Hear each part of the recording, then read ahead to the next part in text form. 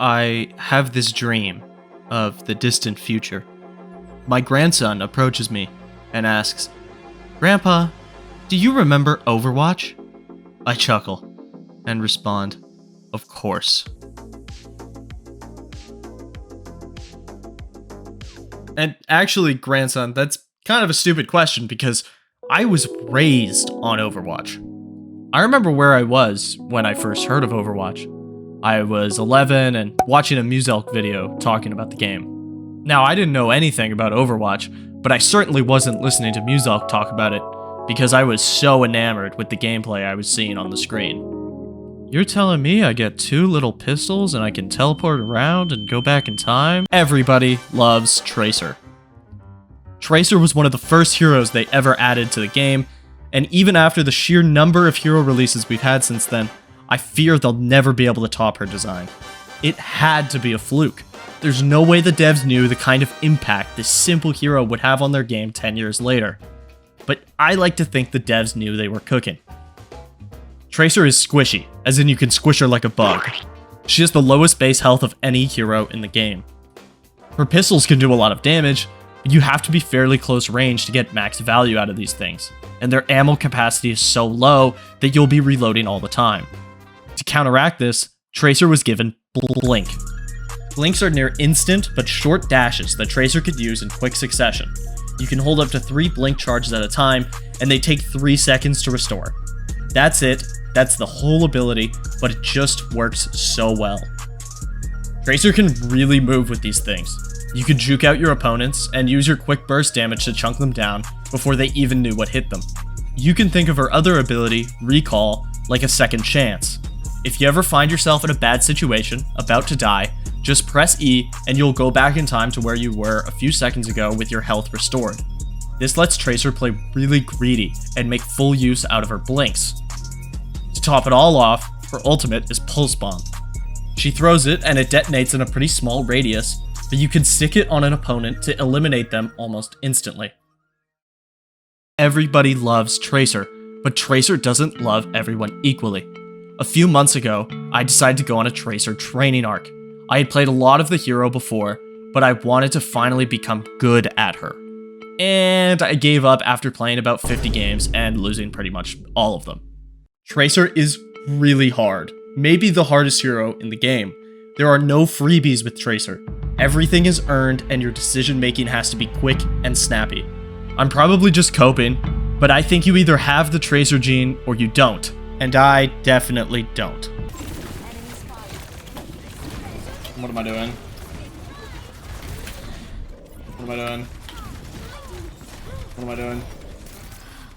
But if you do have the gene, you can do awesome stuff like this.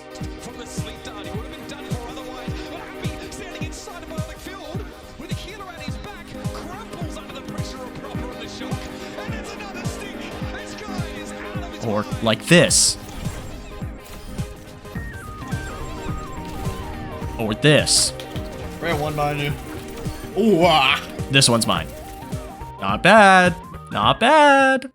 I wasn't super big into sports as a kid, and I certainly didn't care for watching sports either.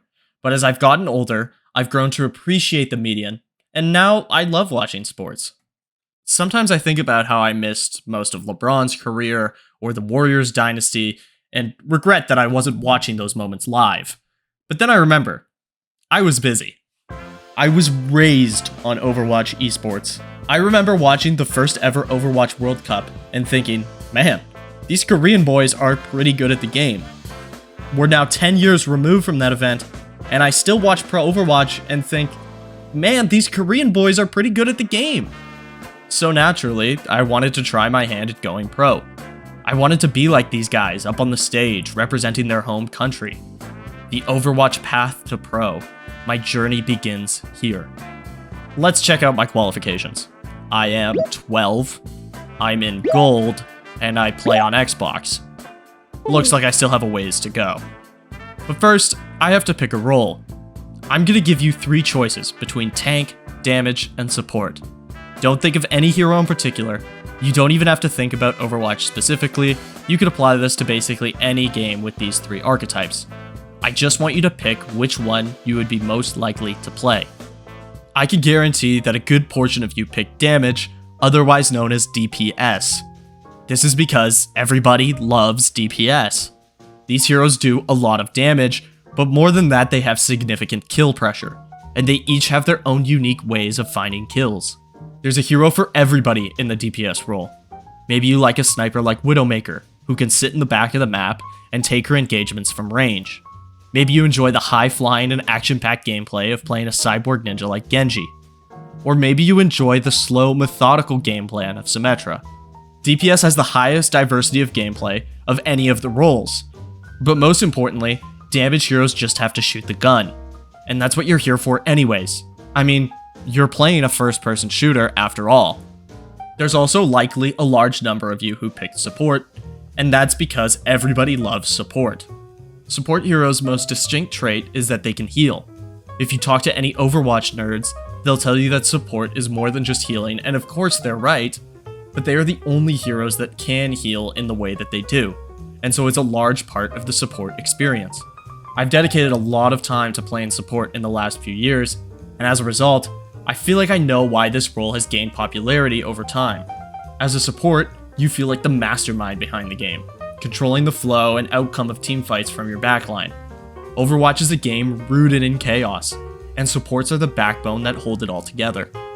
Now there's likely only a small portion of you that said you would want to play tank, and that's because everybody hates tank.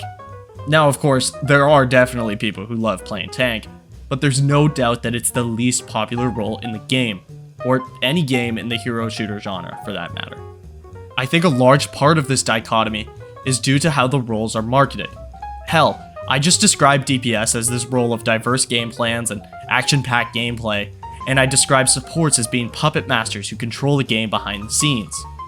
So what makes tanks special? Well, they have lots of health. And they also have lots of ways to mitigate damage. Doesn't sound nearly as fun, does it? Nobody wants to be a big punching bag. And that's not really a great way of explaining tank heroes. In fact, many tank heroes have the same kind of kill pressure that DPS heroes have. So what exactly makes them different? Well, when a DPS hero goes on an off angle or a flank, they're looking to attract minimal attention to set up their game plan. In an ideal world, they would have nobody looking at them, but most of them can usually handle 1 or 2 enemies sending pressure back at them. Any more attention than that, and they usually fall over. Compare this to tank heroes, who can handle 3, 4, sometimes even 5 people looking and shooting at them at once.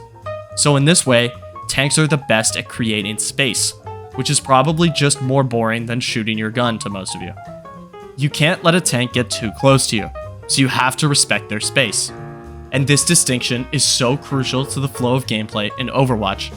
But over the years, Overwatch has struggled to get this role to a good spot. The switch from 6v6 to 5v5 meant we went from 2 tanks on each team to just 1. This switch has been a rocky road to say the least, especially in the early days of Overwatch 2, where tanks felt like unkillable raid bosses.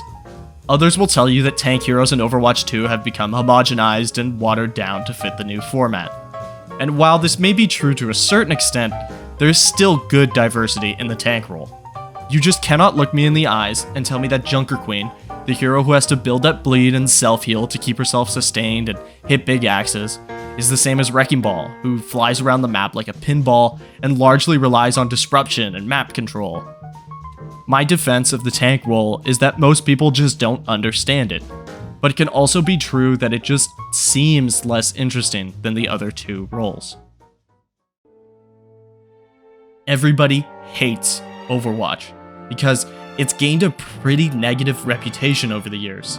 The endless amounts of controversies perpetuated by Activision Blizzard, or some of the horrible development decisions over the years, has left a bad taste in a lot of people's mouths. And I get it. If I was really excited for the story missions and PvE mode that Blizzard announced, I would have been rightfully pretty upset when it was announced that the mode was cancelled. Thank God I'm not an Overwatch lore fan. I do feel for you guys. But chances are, if you talk to someone outside of the community, they probably have a disdain for Overwatch. Overwatch kind of represents a lot of the things that people hate about modern gaming. Hero shooter, battle pass, overpriced skins, toxic rank system. I get it. But as someone who has been in the community since the very start, I think we've come a long way. People often like to focus on the negatives of Overwatch, rightfully so, but here are some positives I can think of. Overwatch has so much customizability in how you want to play. If you want to play ranked, you can do that, 5v5 or 6v6. Quick play is always super popular, also 5v5 or 6v6. If you want something different or more casual, Stadium seems fun, even though I haven't put that much time into it myself. The arcade usually has something interesting going on, and if that's not enough for you, you can always hop into custom games, where some of the community's most creative minds have built their own game modes and ways to play the game through the expansive workshop. Seriously, the workshop is probably the most underrated feature in the game. Perks are almost perfectly implemented. They add fun and unique customizability to your hero, while keeping the game competitively sound. They often have pretty strong impact, but it doesn't feel like an overbearing system that you have to learn the ins and outs of. I love hero bans, and they also have near perfect implementation. I was a pretty big fan of Marvel Rivals' hero ban system, but it definitely had its flaws. Overwatch's preference ban approach usually guarantees that you can ban out the heroes you don't want to play against, and doesn't leave really anything up to chance. Speaking of Rivals, fellow YouTuber Realth made a really great video about that game, and makes some comparisons to Overwatch that I really think you should check out. Link in the description. One of the most compelling points he makes is regarding the sound design and overall polish of Overwatch. I've said it before, and I'll say it again. Overwatch is chaotic, but its systems do a good job of helping you stay focused and aware of what's around you. The most important of these systems is its sound prioritization system. This ensures that the most important sounds in the game, like enemies shooting you or ultimates being used, are louder and stand out against the wave of different sounds and abilities that flood your headset. This may sound relatively simple, but Overwatch actually leads the hero shooter industry in this regard. It's something most people take for granted after having played Overwatch for years on end. I don't want you walking away from this video thinking I'm just some Blizzard shill, because I'm not. Catch me on a bad day and you'll hear me criticize literally everything about the game. No, Blizzard. Blizzard. What happened? Dude, my Greetings! Oh, I my saw Suzu that. was fully out. It exploded. I actually saw your Suzu explode on Oh the my- floor. But Overwatch has a certain level of polish that I just don't think you can find anywhere else. Speaking of sound, have you ever heard pro Overwatch teams actually talk to each other in-game? I was raised on...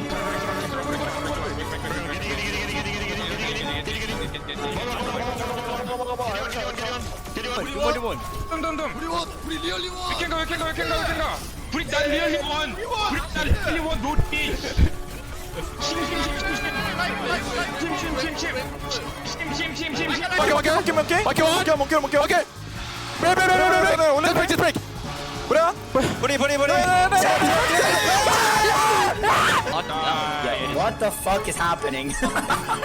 Welcome to SF Shock Scrims. We trialing. I'm diving! Yeah, comms and Overwatch still haven't changed, guys, just in case you're wondering. So why do the professionals sound like this? Surely there's gotta be a better way to communicate information. It's important to note that pro comms don't always sound like that. Teamfights in Overwatch can be broken down mostly into the pre-fight, the engagement, and the actual teamfight itself. During the pre-fight, I can most accurately compare the comms at this point to sound like how pilots talk to each other in the cockpit. Communication is fast-paced, but it's really just players letting their team know what they're doing and making observations. If one guy is making a fight plan, it's your job to actually listen so you can execute when the time comes. Once the teamfight breaks down, and teams start throwing out abilities and ultimates left and right, comms can really start to get messy. It's pretty much impossible at this point to relay any long-winded information, so players usually default to target calling and echoing. Target calling is important so that your team can focus on and shoot at the same person. Simple as that. If your team spreads their attention too thin, then the game breaks down into random 1v1s, and it might become hard to find any kills. Echoing is just repeating what you heard somebody else say, so that if you have 4 people yelling MAGA over and over again in your headset, you might be inclined to shoot the MAGA too. As fun as it is to play on a team, the reality is that getting 10 people together for organized scrims when you're not a pro player getting paid to play the game is really difficult. Every team I've ever been a part of has been subject to scheduling conflicts that made it hard to scrim even just 3 times a week.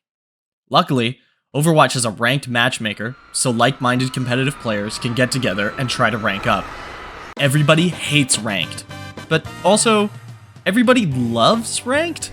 It'd be pretty silly for me to sit here and tell you how bad ranked is, when I've played over 1,000 hours of ranked on my main account, and even that feels like an underestimation. If you solo queue in ranked, you get put on a random team of 4 other people in your rank against another 5 random people in your rank. But this randomness and anonymity definitely hurts the experience. If you manage to win, that's great, but if you lose, people's rage will inevitably get the better of them. It feels like nobody on the rank ladder is having a good time. Everyone's miserable, everyone's on a loss streak, everyone's on their D-rank game, everyone's throwing, everyone's a one-trick, everyone's flaming their team. In a game like Valorant or CSGO, having bad teammates sucks, but there's always the possibility of you winning more gunfights to make up for their poor performance. But in Overwatch, the different roles interact with and rely on each other so much that bad performances from your team can feel very frustrating to deal with. You could be having the best game of your life, but if your tank is running it down main and dying every fight, you're probably just gonna lose, and you really have no control over that. Can we not do this? Can we not do this? Can we not do this, please? What are you doing? And don't get me wrong, I'm definitely known for exchanging words with my teammates after a loss. But if there's one thing I've learned in my 1,000 hours of experience, it's to not expect anything from your team. At the end of the day, you are the single constant factor in every single one of your games. The only way to actually rank up is to improve yourself as a player. No matter how bad rank gets, we keep coming back.